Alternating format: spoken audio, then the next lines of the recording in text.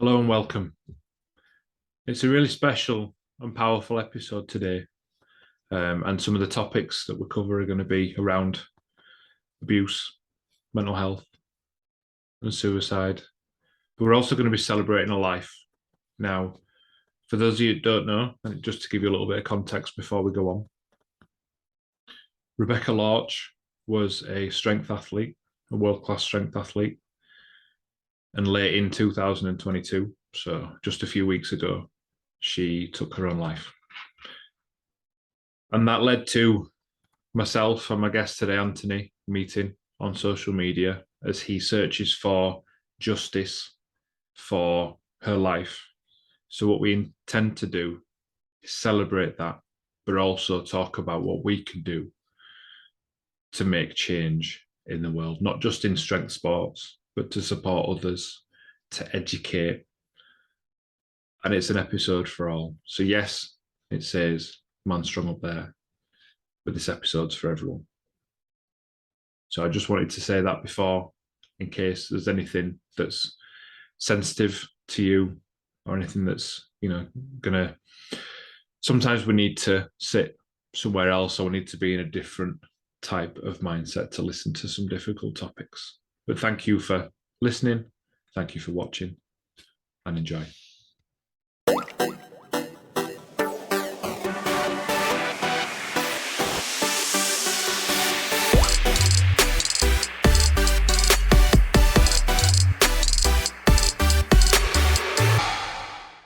Hello, welcome, and thank you for joining us on this episode of the podcast. Now, today I'm sat with somebody who I've recently become acquainted with over a very, very strong and emotive and a very, very powerful topic. So hopefully we're going to explore a bit of that and more, and have something that you can take away from today. If not, as always I say, to take away for yourself, or whether it's to make somebody else's day a little bit brighter as well. So I'd like to welcome on the episode Anthony Fuhrman. How are you doing, mate? Hey, man, thanks for having me. Yeah, very, very recent friend. We just kind of, it's almost called trauma bonding almost, people bond through their traumas. Yeah, they do. And, especially with social media the way it is, and Instagram, and just checking out, and especially because the joint link on us is the sport of strongman. So when you get to see people in other areas of the sport, and then I think it was actually because one of my friends had reposted one of your posts, and then I found you, and I think that's magical. I think it's great how we can connect that way. That I'm actually generally not a huge fan of social media anymore, but that is the one bright spot of it, is the true connections you can make, across the world. That it's crazy. Yeah, absolutely. I think sometimes you have to take it with a pinch of salt. I think sometimes, because you have the freedom to create anything you want, I think sometimes it's just a case of, what do I want to see? And then or not want to see, and you have to conscious decisions. Like, that's one thing I've learned on social media is, like, it's easy to feel helpless and overwhelmed, but it's your social media. You choose what to look at, how often you look at it, and how long. So, like, taking that power back is pretty important, I think, because we get lost in it a lot of times. Yeah, absolutely. And, that for me, I know personally, especially during the lockdowns and the COVID. That was big. That was huge. And in terms of mental health, I found that, so I'm quite an empathetic person. So I found that seeing a lot of these strong messages and people struggling and all this rise of bad news, we think we often see bad news, but then I think there was just an absolute surgence of it. And it made me feel like it was quite, I was questioning who I was and what my role in all this was. And, mental health can be really affected by that, right? I think part of what we're dealing with in 2023 when it comes to all the mental health issues we're seeing arise, just, I think it's awareness more than issues, but is the lockdown and everything, whether you agree with it or not, it happened, and it affected everybody. It turned neighbors against each other, in real life and on social media. It changed the way we interact with people. It changed the way our politicians talk to each other. Our entire world was reshaped during the lockdowns and pandemic. Like I said, no matter what you feel about it, if right or wrong, everything changed, from how much we pay for groceries to how we talk to our presidents. Like, it's crazy when you look at how our culture has shifted in a couple of years. it has. And sometimes just looking back, it's it's like you said, it's changing in such a big way. I mean, in terms of things changing and that feeling, and as you mentioned before, that kind of trauma bonding, um, there's probably no better place for us to start talking than, you know, I'm doing a lot of work at the moment around abuse and abuse awareness, and especially kind of the reason why we're featuring on the Man Strong podcast today is the male role within that. And I think sometimes there's certain I don't know. You can tell I'm already overthinking this already, but Yeah. when we look at abuse, there's a certain power that a man can have, especially that if used for wrong or bad purposes, can really end up with some significant effects, can't it? And that's how we met. Yeah, it's all new. Not, I don't want to say new to me, but the I wasn't in this deep understanding what abuse was and how pervasive it was. Since I mean, flat out, since Rebecca, it changed my life. It changed my outlook. It gave me a second lease on life, a whole new outlook, a whole new meaning. That was her gift to me, and me and Rebecca, we became close through trauma bonding. So we had a very powerful kind of connection within our relationship, like a little sister almost kind of thing. So like, yeah, that changed everything. And I started just vocalizing. I didn't know why. I really had no aim. But I had to get it out. I had to get her story. Her story and her voice couldn't just disappear like that. It just couldn't happen. So, and then I started, getting a little bit of support and just learning and exploring and researching. And it's like, wow, man, like a little bit of mental abuse here turns into physical abuse there, turns into this, turns into that, turns into fucking sex trafficking, it's insane how it's all connected and all the same mechanisms are used almost. It makes sense in like the grand scheme of how humans work. But I like gaslighting, right? Everyone says gaslighting. I'm pretty sure every boyfriend has gaslit their girlfriend in the history of mankind. Yeah. I didn't know it was an abuse tactic. I thought it's just how people were, right? Yeah. So like learning stuff like that made me reflect a lot of my history, even if I didn't mean to do shit. Even I didn't mean to gaslight my ex-girlfriend or ex-wife or whatever. I did it. And it's like, oh crap. I'm lucky that I didn't take that next step, I guess, that some men take for whatever reason. Yeah. So it's scary. It's also scary to reflect on this because you do a lot of internal reflection and realize that you might have been on the edge there, or you might have contributed, even with your silence. That's a whole nother story. I know, and silence is a big thing, and we'll get on to that. I just wanted to comment on what you said about that kind of. It wasn't a thing, and I can share that in a way that I believe, and this is why I'm doing what I am kind of today. My role's changing since is that there are a very small percentage of bad men that have a huge effect, right? So there's millions and billions and billions of men. Say 4 billion. Say half the world is male, right? So there are a tiny percentage that have such a huge impact. You only have to look at the hometown that I'm from. There was a survey done last year by a charity. It surveyed 1,000 women, and 750 of those women had experienced a form of abuse.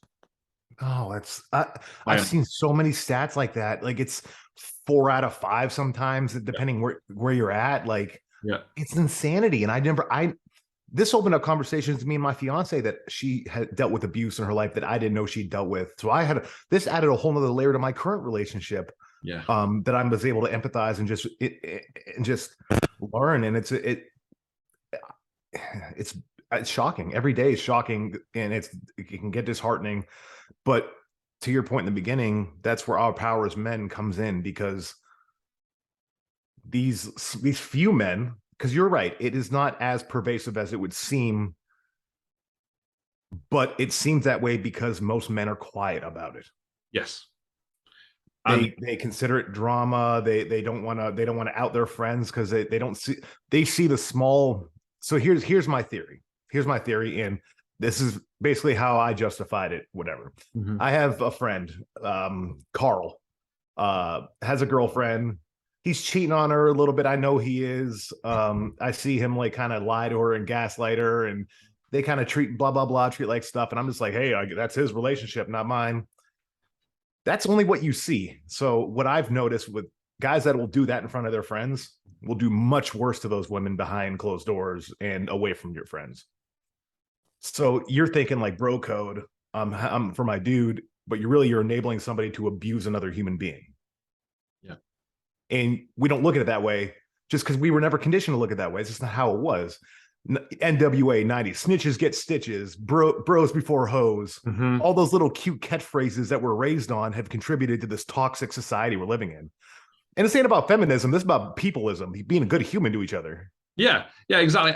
And there's always that thought of, so I've always considered myself a good person. I've always been motivated by helping others. It doesn't mean I'm a saint, but it means that I just love to help others and love to be there. So I always opened up space for friends to talk to me, the old shoulder to cry on. Yeah. And all that. And, my way of seeing that situation, because I've had friends, very, very close friends that have had terrible relationships. And now from a point that I'm looking down, I'm looking back and going, I actually don't know how bad that was. Yeah. Because at the time I was going, right, okay, so I'll see it and I'll message them and just ask if they're okay. Or I'll think, if they need me, they know where I am.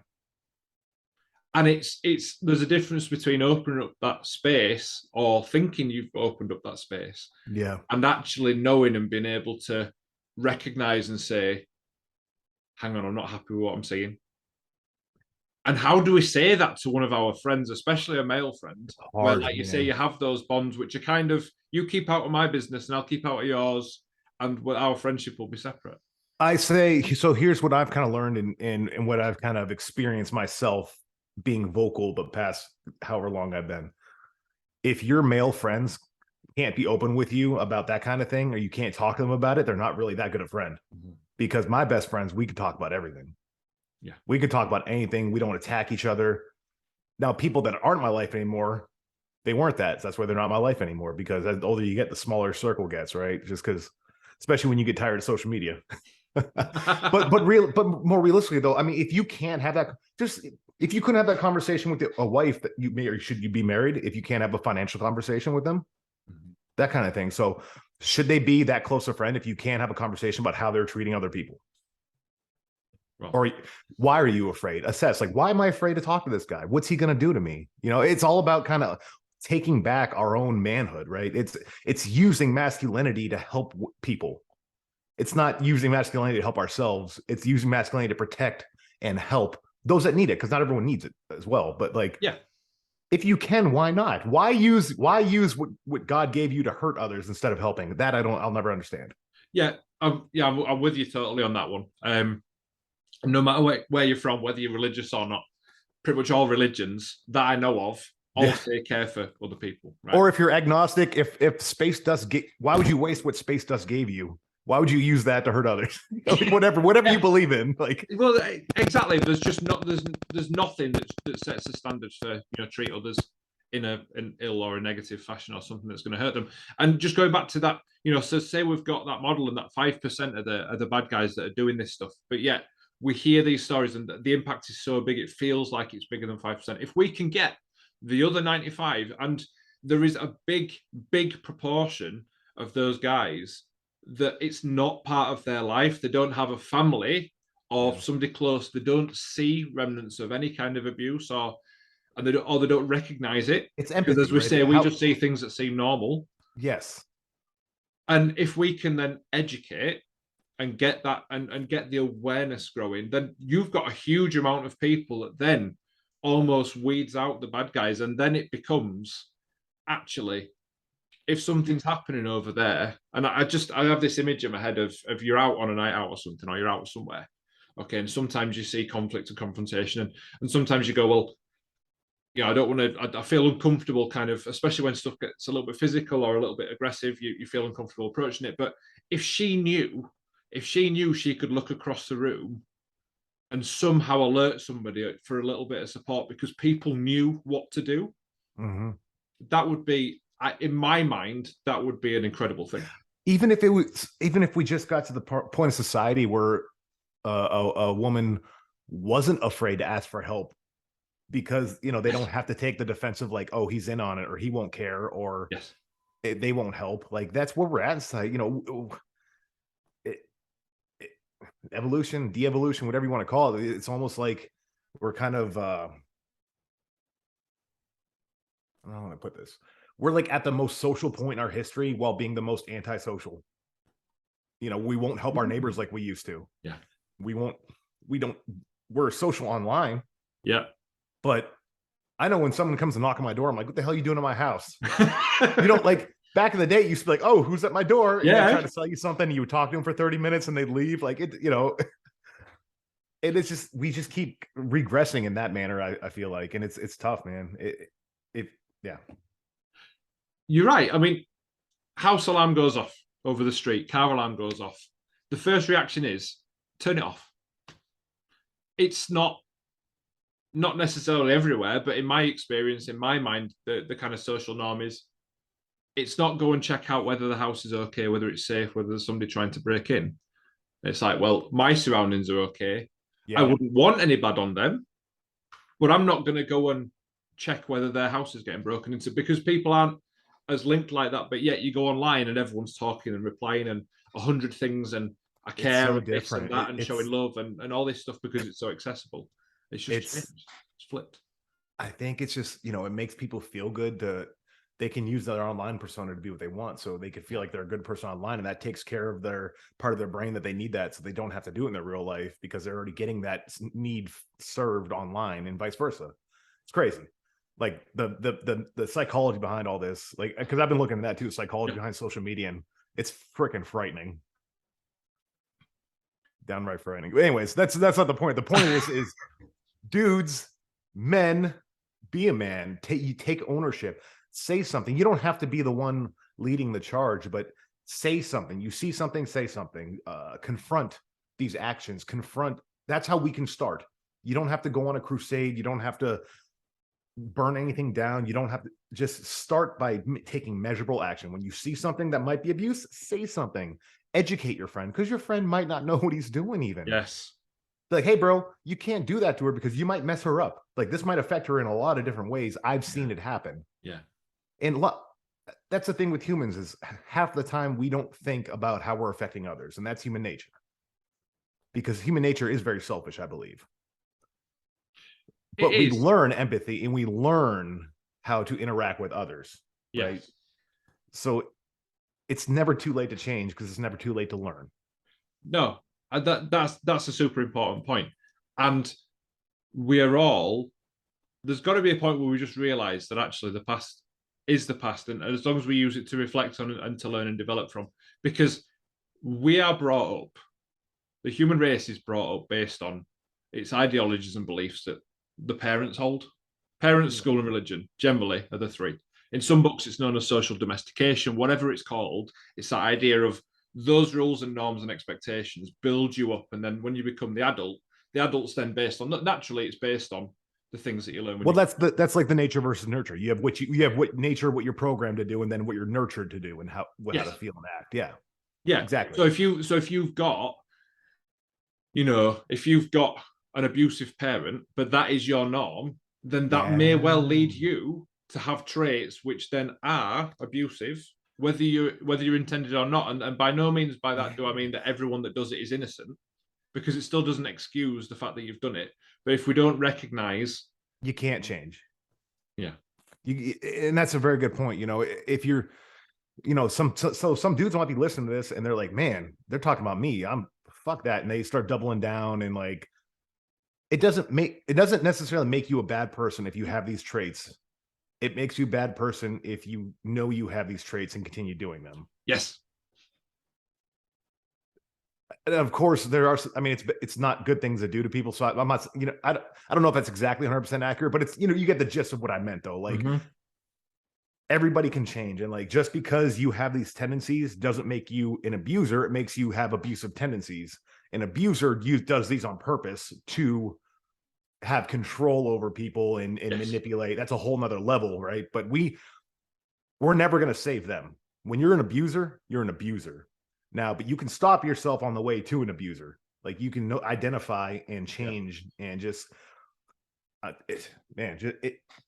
just getting out there and hearing these stories that these women go through is enough.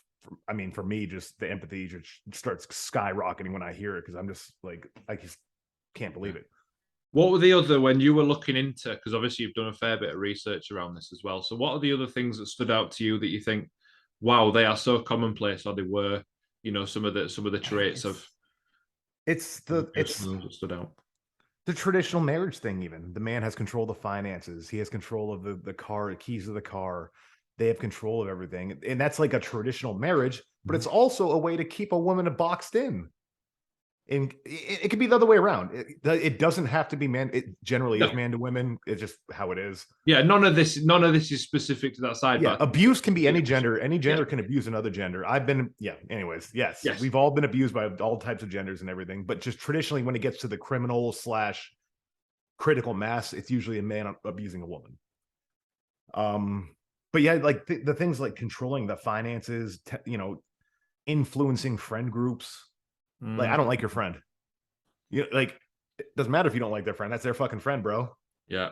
But the little things like that, though, she'll hear that and then he'll start separating from those friends. And if she doesn't make new friends to replace that, she becomes more and more reliant on the man. And the man, like I said, it's a hole you dig in and go down. It's like, what the hell?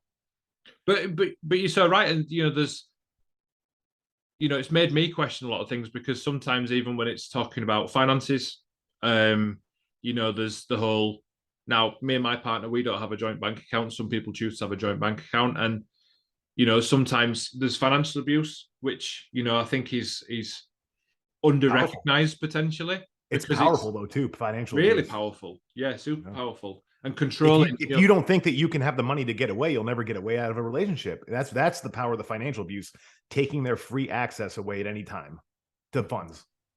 And that's what they do. Yeah. Or, one person holding on to the money and then restricting what the other, the other want to spend. Allowances. You hear a lot of wealthy men give their wives allowances, like things like that. Yeah. And it, that's abuse, brother, in my Billy Madison voice. Well, it is. And what I want for anyone listening to this, and it's hitting me as we're talking, and it does kind of every day since since we first met, is there are a lot of these things that are more commonplace than we think. And we've said that abuse happens both ways, and I've been in the receipt of, I've received abuse, and I chalked it all down to, well, she's a bit of a psycho, or it's just a bit of a troublesome girlfriend, right? And it hasn't hit me until now actually what an impact that's had, and that shapes who I am today. It has I went through abuse from a female, and it changed me. Like, I didn't realize how deeply it affected me until very recently, when I kind of had all these revelations, like, holy shit, this really affected me a lot more than I thought it was. Because I reacted to it in anger and like, whatever, blah blah blah, I'm a man. But man, it messes with you. So that's a lot where a lot of my empathy comes in as well. Yeah. It's nuts. It get frustrated when you see otherwise capable men not standing up and not understanding. It's to me, the biggest frustration so far with all this is when I've been trying to get the word out there is, I don't want to get involved, or that's drama. I just that's why I do that. I take a deep breath and like roll the eyes on the back of my head, like, okay, here's why it's not drama, and here's why you should get involved. Like, yeah. But that's okay. It's never too late. You can say, I'm not getting involved for a week straight, but that one day you get involved, that's all it takes to change your life. Just one thing, just one day, just that choice to do something. And I think it's important when you feel, sometimes I'll challenge myself and go, do you know what? If I come across something that makes me feel uncomfortable to do, but I feel like there will be value in doing it, just do it. Even if it's once, or just one small thing or something. There's things big and small that we do, but when it comes to something we see in interactions with other people and notice from people, it's just having your eyes open a little bit more. Once you know that it's there. They do say, just going a little bit geeky, but they do say it's your reticular activating system. When you buy a car, You see a million of those cars on the road, exactly the same as yours, because you're aware of them. Yep. So as soon as what we're saying is, as soon as you're aware of the symptoms of or some You of the see it everywhere. actions, some of the abusive stuff, you'll see them. That's what's and that's what's been going on. It's been overwhelming for me personally, but I'm glad though. But I'm also very glad. I'm not complaining about it because I'd rather be aware, more aware. Because I was always empathetic and aware before, but I just feel like I was still on the outside looking in and just kind of, I don't know. I obviously was not doing enough. So, that's why it's kind of impacted me because I went from, I thought I was doing good things for people, and it turns all the things I was doing was very superficial and not actually helping people. And like I said, it's changed my perspective on what's important to me and everything. So, and anyone that's listening to this and doesn't know about the situation, I think it'd be really good to kind of outline the situation that brought us together with Rebecca. And I don't think this wouldn't be the right time to throw any shade or anything on any of that. But I want to just, if it's okay, if we spend a couple of minutes just celebrating Rebecca, and because I know she's had an impact on your life, right? Yeah. So the situation that brought us together was Rebecca Lorch's suicide. It was the culmination of not any one thing, but there was contributing factors that drove, including an abuser. That's what kind of opened my eyes, was her abuse, especially because she had spoken out about it and it had been ignored before. So that was tough to stomach. She had asked me not to speak about it publicly because I was running Clash at the time. Yeah. And she didn't want me to harm Clash or the athletes for her. Wow. So I kept quiet. I didn't do what I'm doing now for her. And when she took her life, that's when I made the decision to kind of, it's not the only reason I gave up Clash, but it's the thing that it's the straw that broke the donkey's back. Yeah, I knew that I had to tell her story, and I had to do it in a manner that wouldn't hurt Clash and the athletes. So I did what I did to that's what brought us together. But what, like I said, we trauma bonded. It was just, it was almost like a brother sister friendship immediately. She was such a lively person. Just anybody that, I don't know anybody that experienced her and just didn't see the light shine. She was such a happy, and again, this mental health suicide awareness, you don't have to be a walking rain cloud for this to happen. One of the most vibrant, colorful people that just held it a lot in and under the surface, or only those close to her. But just, she was a competitor. I remember when I invited her to the 82 kilo Clash, like she prepped and she hit PRs and everything, but her attitude the whole weekend, she was like, "Hey, I'm one of the lightest and weakest here, but I'm gonna try to win anyways." Like that's just the kind of person she was, just shining. You could see shine through and glow. And so that's why she's had such an impact. I think that's why you see the response amongst the community, not the organization. That's a whole nother topic. But amongst the community, everyone that knew her loved her, and she touched so many people's lives that I didn't even know. And I'm sure people didn't know how close we were because that's just, why would they? But yeah, so that's kind of what brought us together. That beautiful story, her beautiful story with the ending it had. It did, and the big thing, the big thing around that, and kind of what a lot of your content and what a lot of your kind of work is kind of spearheading is around, because Rebecca was a strongwoman athlete, and at a high level as well. And like you said, so for anyone that doesn't know what Clash is, it was a strongman competition, right? Yeah. So I'm just trying to keep everyone involved because I realize that we know. It's just that's a good point. Other people don't. But what do we do then in terms of what can we do as people? And we can put our spin on it to look at strength sports and those relationships within strength sports. But what can we do to make a difference in that? I know you've been trying to get the people at the top. You've been trying to take a top-down approach and go, right, I want you to take a stand to some of this. And it is going to be difficult. There's going to be politics. There's going to be red tape. There's going to be politics and money, man. It's fear and money. Fear and money. That is the two things Yeah, that's it. Yeah. I mean, I don't start going it off too much. No, and I appreciate that. What I want to do is try and get to the nitty gritty of what we can do as people that are now aware of some of these things. What can we do to support and make changes within our friends, within our strongman community, whether it's another sport, whether it's anything else, where there are people that potentially are in vulnerable positions because people want to win, people want to do the best, so they entrust themselves with other people. I think What do we do to help? I think the best thing we can do again is be open to messages being put out by men like you and me and just women. It doesn't have to be men. Don't have to be listen. It doesn't have to be us, a dude telling you this. I'm wrong because they're women dudes. So just chill with that. But a few things. One is vote with your money. Vote with your money. And again, that's at a place like a gym, right? If you know that there's abuse going on at a gym, bring it up to the gym owner. If they don't do anything, cancel your membership. Take money from him. Start taking money from people that aren't doing anything, because that gym owner has a duty to provide a safe environment for every single person there, not just the abuser. Yes. So the people that are being abused you have rights. You're a person, you're strong. You can stand up and say, this is enough. I'm being abused at your gym. I'm leaving. Something, personal courage. And it's not easy.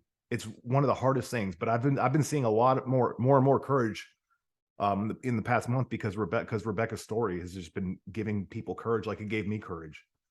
And I've been seeing it, and it's just about using your voice and using your money and just, it doesn't have to change anything overnight. I don't have the power to tweet something and have a billion people do it. None of us do. Well, some of us do in with the world, but not in sport. But if there's enough microwaves, it turns into a macro wave. That's kind of how you look at it. If there's not, if there's a lot of people making tiny little waves, eventually it's going to start rocking the boat more and more and more until it turns that boat over. The waves get bigger. Yeah. It is, and I know I've had a conversation recently with somebody that's not only kind of been through some serious abuse, but she also trains in it as well. So she also trains in, in terms of seeing the patterns of behaviour from abuse and stuff from a professional standpoint. And I'll be having a chat with her in a couple of weeks, which will be fascinating, I'm sure. But one of the things she's actually specialising on is almost the attachment between people in strength sports. So because she's a strong woman as well, and she's looking at that relationship between whether it be, so in my world before strongman as a PT. So as a gym goer and a PT, you've got a responsibility to, look after the welfare of other people. Yeah. And I've spoken to many people like yourself, and you get this kind of response. As soon as you put a message out about it, you get people telling you their stories and what they've experienced. Yeah. And we've seen, coaches, PTs, all in a position where people are vulnerable, and no matter what your ideologies are, no matter what your drivers, what your behaviors are, what the reasons why you do what you do, that person's success has to come with them staying, for me, healthy, staying educated as to why something's happening, and also in control and not afraid to say no. Yeah. And that's normal and that's okay. There's none of these relationships that mean you have to do what someone says. And that fear thing, is very powerful. The minute you fear saying no, it's hard to dig yourself out of that hole. The minute you're afraid to say something, the minute you're afraid an opportunity is going to be taken away. I've seen that with stories. A lot of athletes think these coaches get them opportunities. No, athlete, you get the opportunity by performing. Yes. Your coach doesn't. You don't need them to get you an opportunity. So they fear that if they don't stay with this coach, even if they get abused a little bit, that they won't get the same opportunities. Yes. And that's not true. In the coach, and the organizers fear that if they take a stand, they'll lose client or lose athletes or whatever the reason. It's fear. It's all fear-based. And it's just, didn't we learn anything from Batman Begins?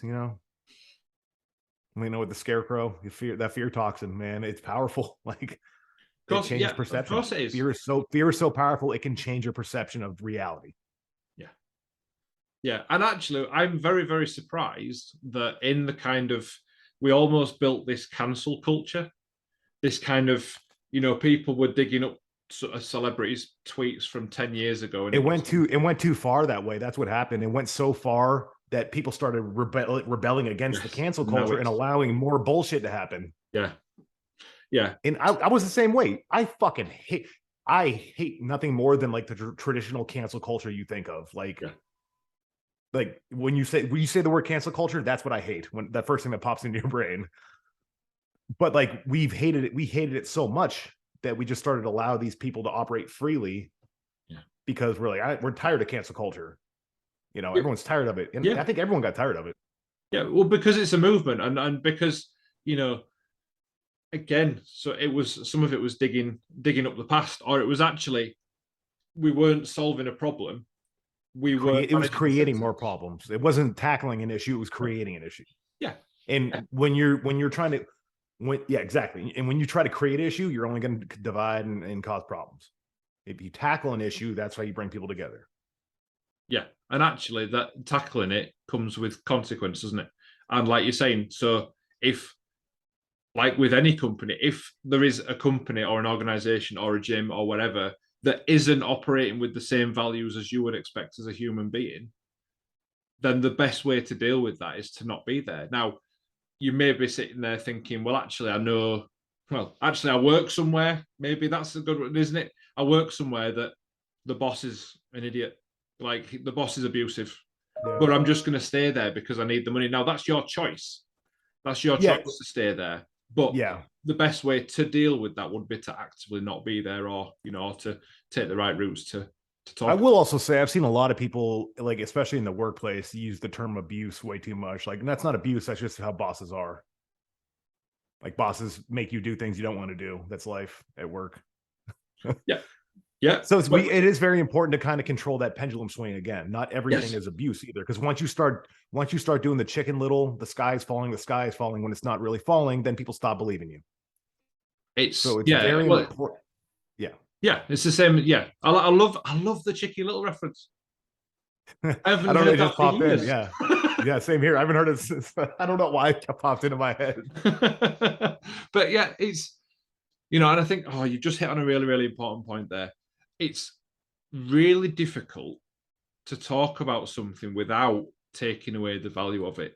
Not every abusive behavior will manifest into something worse, because sometimes an abusive behavior that there's no intent behind, and it doesn't change the behavior and the effect of the behavior, but the reason behind it is completely different to somebody that is out to hurt somebody else. But that is somebody that's also trainable, that they don't know they're doing that. You can teach them and they can stop and be a better person. So it's important not to attack them and alienate them, because they'll just double down into their abusive behavior. Yes. So that's why it is important kind of delineating intent, because you can save people that don't have the intent. Yes. So in an ideal world, saving those people, and by saving those people, you're saving all the victims that might happen intentionally or unintentionally. And that is what we call helping the problem rather than fixing the result. Yeah. Because there's a lot of work that goes on to help victims of abuse. But if we can tackle from a front end, if we can even start to make any kind of inroads into like we said, the education, and opening up conversations where people are honest and say, do you know what, I didn't realize this was abuse. I do this. Okay, hands up. I need a bit of support here. How can I handle this differently? No, that's another thing. Some guys, they won't speak up because they know that they look at it like, oh shit, I've done that before. I can't say anything, because then if I say anything, people will come out and attack me for what I did in the past. And people might, it's true, because some people are like that, but like that stops guys from being better now because they're afraid of getting attacked for their past. So we need somewhere for those guys to talk. And I think it's really just about being, in my experience, 100% transparency. That's the only way you can do it. You have to be transparent, open, and honest, and just kind of bury yourself. It's been the most healing thing I've ever done. I've done it in therapy, and I've done it more recently, a little more online. And it's just, open book, let's go, that kind of thing. And it's very healing, and it allows you to really grow. It allows you, if you clean the slate, if you wipe the book, you can rewrite the pages, right? That kind of thing. Yeah. So it's and that's just a personal journey. That is none, you know, that's a lot of different things, you know. So crazy. So what's next then in terms of the action you've been taking in terms of the, you know, the situation with Rebecca and in terms of that? Yeah. So again, when I started just kind of putting her story out there a little bit unfiltered, just because the reality of it, I felt like the community needed to face the reality of what happened. So that's why I was kind of putting those unfiltered obviously, I protected people's identity, but the content I kind of put out there was tough to read and tough to digest because everything about it was tough to digest. So that's why I did that. Caught the attention of New York Times. And they just started investigating. And that's kind of when I pulled myself out of it and just started sending everyone to New York Times because I knew that they could do a better job of telling her story than I ever could. You know, one, I'm not a professional. Two, I'm too emotional. Three, you know, it's personal for me and it comes across personal, but it's not a personal thing. Objectively, it's a terrible thing what happened. I knew they could objectively tell the story better than I could. Yes. And it comes down to the how you're personally invested in. And I tell you, you know, I had to have a couple conversations with them because I wanted to make sure they did her justice too. I didn't want them to just talk about the bad things. And Rebecca's family, you know, they're another driving force behind all this. I was, you know, we were in Rebecca was supposed to be in our wedding. She was supposed to be my fiance's bridesmaid. So she took the step of, you know, we reached out to her mom, and her mom's going to still come to the wedding, and we're still going to save a spot for Rebecca. Incredible. But anyway, so we started getting tighter with her family, and you know, this whole justice for Rebecca it's for Rebecca and them. Her family deserves answers. Her family deserves to know why.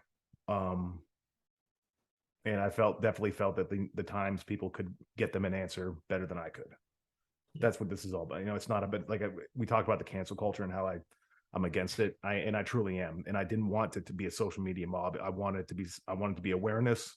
Yeah. And then it turned into now we can take action. Now we can put a story together, something we can do. So, and it's about Rebecca. You know, that's what it's about. It's about Rebecca. Absolutely, and I think that, you know, getting the interest, like you said, the Times will be able to do things and put it on a platform and the awareness and raise it to many more people than we could try and do, that you could try and do on social media, and that's what they do day in day out. So, you know, it's a great place for it to be, and I'm glad it has got that. Now, you did just say a word there. You mentioned you're an emotional person. Yeah. Now, stereotypically, what you have done in terms of career choices, in terms of sport interests, strongman alike, and there's other stuff that I'm sure you'll tell us about, that doesn't lead to an emotional, empathetic man, does it? No. So my life, and I'll tell you, I grew up in the America, we call it the Rust Belt. That is the area of the country, kind of like Buffalo to Cleveland to Toledo to just kind of that corridor all the way through Michigan to Detroit, that kind of died in the 80s and 90s. Just it was, you know, coal miners, it was steel workers, it was a lot of industry. Yeah. And as that industry kind of dried up, we started outsourcing. A lot of plants move, economies die. So you grow up in a little bit of a rougher environment. And then I joined the Army infantry at 18. So I go to Iraq as a 50 cal gunner. I go to Afghanistan twice as a squad leader. You do things like men do at war. I remember I came home from my first tour, and I was like, man, I need an outlet. It was a 15-month deployment. I got back from Iraq, and I immediately signed up to do an MMA fight. Right. Okay. Just because I was a young man full of masculinity, just let's go. I'm the toughest. All that, and I fought MMA for a while. I found Strongman, became a world champion in that, just alpha male. And then, you know, I went through some trauma, and then it kind of started shifting my perception of things and how I am as a man, and just everything made you question a lot of things. Because I'm a manly man. I got abused a little bit. So wait a minute. So you start thinking, and then just trauma bonding with other people and just expanding your worldview just kind of shaped my fiance, Ariana. She put so much work in with me to make me an empathetic person. She saw some good in me, some deep good, some real good, like not just like the outer good everyone else saw. She saw enough deep good in me to pull this out of me. And now I feel like I have this beautiful blend of like, can't nobody tell me I'm a feminist or a super feminist or I'm not a man's man. I fuck you up, boy. Like, come on, tell me that you got some hands. Let's talk with our hands if you want to go that route. But also, I'm super empathetic, and I see things in a different way.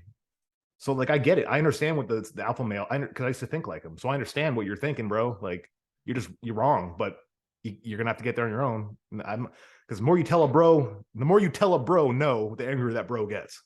Yes. It's a chemical thing. I don't know. Well, I think because the identity is stuck in being a bro. So if you're then questioning someone's identity, the only thing we can do is defend ourselves. Yeah. No, suck it up, sunshine. Army infantry. You get up and you drink till 1 a.m. Then you wake up at 4 and run for 5 miles, and you treat everyone like shit that you come across because that's how you got treated. And it does create some really cool bonds. I'm not gonna lie. Like the Army Brotherhood is like the infantry, especially because you all are like treated like shit at the same time, so you kind of like grow and but it's not healthy. Looking back, it's not healthy. No, and I think actually that that you've said that you've found that balance. And I think part of this, and when we talk about masculinity, and there's the old idea of toxic masculinity, whatever, and stereotypes and social norms, and at the end of the day, if you can have, so nobody is inherently a good or bad person, because you'll never, I can't remember who was it that said, but it said you'll never find a war that isn't started by two sides that are in the right. Mm-hmm. There's always a reason behind everything. But what the power is then it's the listening, it's the conversation, it's the being able to understand the other side. The reason countries go to war is because you can't come to an agreement where you understand what's happening. And that's where treaties come in and stuff like that. Well, yeah. So I was gonna say, like, we're talking about war specifically. We talk about like growing and learning. Look at World War I to World War II. When World War I, when we defeated Germany, we destroyed them and said, "You pieces of shit, fuck you. You get nothing. You lose." It was Willy Wonka, right? That whole like scene was like, "You lose, good day, sir," and just made them fuck off. And we created Hitler. Yeah. So when we beat them in World War II, we stayed. We helped them rebuild. We didn't just say, "Fuck you, pay me money." We learned from our mistake because we learned that it wasn't right. You had to have some empathy for those people. Yes. So we went from bro to hero between World War I and World War II. Because World War I, we said, fuck you, and we created more evil by being evil at the end. Yes. World War II, we obviously there's other reasons we stayed, so, Soviet Union, and there's a lot of reasons we stayed, but we still did the right damn thing. Yeah. So, so... yeah, sorry, you just made me the war kind of thing. Made me think of that analogy. What we're trying to say is it's powerful to be kind, to think and consider other people, especially in war, because you've got a country of people that didn't want to go to war. Yeah. It wasn't their choice. You can be kind and a man. You can do both. You don't have to be one or the other, everyone. Like, it's not, and you said the phrase toxic masculinity, and I know, man, sometimes you say that word and people freak out, and I get it. And again, it's because it was pushed so hard for so long in things that aren't really toxic. Yeah. Like the whole mansplaining thing, like anytime a dude's like that got abused, I think that term got abused and it kind of turned into something it wasn't supposed to be. Yes. So it kind of created this whole anti-culture to that. Yes. And that helps nobody, because then you get a wall and a divide in the middle and nobody's talking because everyone's just yelling at each other. So I tell you what, it's a fun world we live in, right? It's I do not envy the children growing up today and what they have to deal with in 10, 20 years. I'll just be an old dude watching the Price is Right, not having to worry about anything. But yeah, it's one of the reasons why I finally took kind of the step to open up these conversations is and focus on what men can do is because as a man, there are things that I understand that maybe a woman wouldn't understand. And it doesn't make any comment on equality. It doesn't make any comment on what should or shouldn't happen. Because experiences everything that shapes us, because men and women get treated different in life. Yes, they do. They do. And, we have inherently different abilities. And I say different because it is different. So, you know, even, I mean, I'm going to use strongman as an excuse. What was really interesting at the World's Strongest Nations last year in November was I think it was the first time where, because it was a mixed event, it was the first time where the men and women used the same weight, and it was on the Hercules hold. And it was Gabby Dixon that almost beat Mark Felix, the world record holder. And I think she created a female world record. And that's by the by, but that's incredible because muscularly and the actual physical amount of muscle that was able to then create that strength is different between the two. Yep. So, yeah, they're proportionately different. Yes. Their training age is different. Their supplementation's probably, I'm guessing, different. Like, yeah. So, you know, there are some differences in physiology, and you know, and that's where I think we need to sometimes pull ourselves back from these extremes, these extreme movements. And I think they are movements because it's cool to be in a movement, right? It helps your identity when you're in one. I think it's okay to accept differences while celebrating similarities. Yes. Yeah. You can accept differences, and differences aren't a bad thing. No. They're not. And everyone thinks it's bad to be different. I would hate to be around people that are just like me. Fuck that. That's no way to live. I couldn't live with me. I couldn't.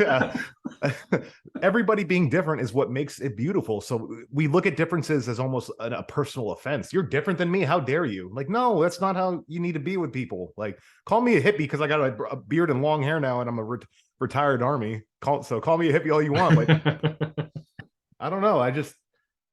I say it's enlightened. Now, I do have one question which I would like to ask, and sometimes it's a bigger question than others, and I always like to ask it: what does being a man mean to you, Anthony Fuhrman? Being a man, strip it all down. To me, I would say being a man, truly, my belief is being a man is protecting others and serving and protecting others. I think we were uniquely built to be able to do that, both physically and emotionally, because, you know, I think a reason we are out of tune a little bit with some emotions is to absorb more. So I think to serve and protect others, and I think I've done, you know, I think I've led my life that way too. Perfect. I think that's proper mic drop there. If we'd have had one, it'd have gone thud. Yeah, very simple. Anthony, if anyone wants to follow you on Instagram or whatever other platforms, how I just do it. I can't handle more on Instagram. I know that. Anthony Fuhrman Strong is my Instagram. Yeah, that's kind of it. Yeah, it's kind of in a new phase because I just had a total knee replacement, so up to this point, it was a lot of lifting. So now I got to kind of find some new content or whatever, or I just won't post. I don't know. I'll figure it out. Who knows? Yeah, it'll be fun. Who knows? But sometimes it's just nice to post what you want to post. That's been the nice change. I tell you what, not having to lift and post. I might just post a cat picture today because I like my cats. Do it. How many cats have you got? 2. We got 2. We named Sansa and Arya after Game of Thrones. Yeah. I love that. At least we didn't do it to kids. Yeah. Well, thank you very, very much for your time today, Anthony. Hopefully, if you've listened in its entirety, thank you so much.